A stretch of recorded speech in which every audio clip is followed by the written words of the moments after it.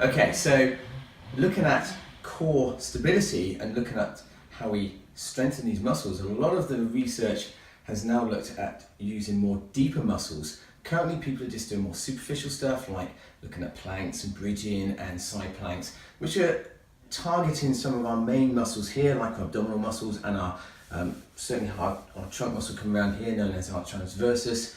However, we need to go deeper than that and get some of this fascia and some of these other muscles that help to stabilize, which are around our pelvis and around our hips as well. And we need to get those working in a way that allows us to give us stability and function. Looking at stability, when you look at stability, the definition of stability is something rigid and stable, which is fine, but that doesn't give us the function that we need. If we think when we're running, the leg's hitting the ground, this leg needs to be driving through, you need to be able to have some mobility in your trunk to be able to move, you need to have mobility into your arms. If it's stable, you're going to be fixed, you're going to be coming through almost robotic-like. And we need to kind of give us more functional movement. And so they're looking at the word, rather than saying stability and core stability, they're looking at core control. And it's that control that gives us the definition of, well, when the leg hits the ground, yeah, we're going to control this pelvis, we're going to stop it from moving, we're going to stop it from wiggling around, but we're going to allow movement in the rest of the joints. The knee's still got to bend, the ankle's still got to push off, you've still got to get the trunk rotation, we've still got to get some hip hitching going on, we've still got to get the other leg driving through. So we've got to still allow movement elsewhere. That's a lot more functional.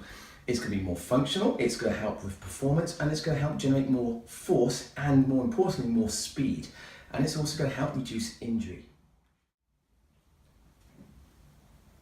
So talking about control, when we say the word stability, that gives us the impression of something being rigid and stable and allowing us to move around a stable base, which is fine. But when we're looking at function, we need something to give us some stability, but mobility at the same time.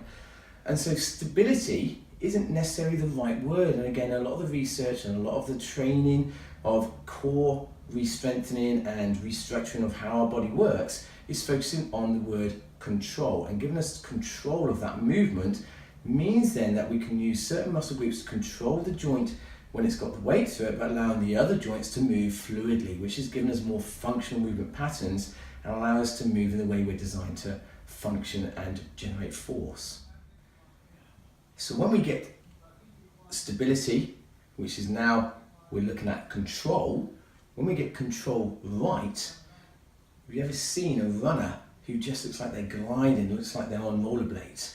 Or if you look at a swimmer who just glides through that water effortlessly, they're not looking like they're gasping for air and they're very mechanical, they just glide through.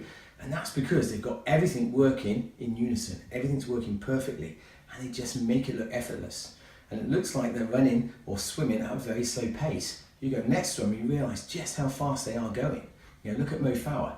He's got it perfect. He trains it well.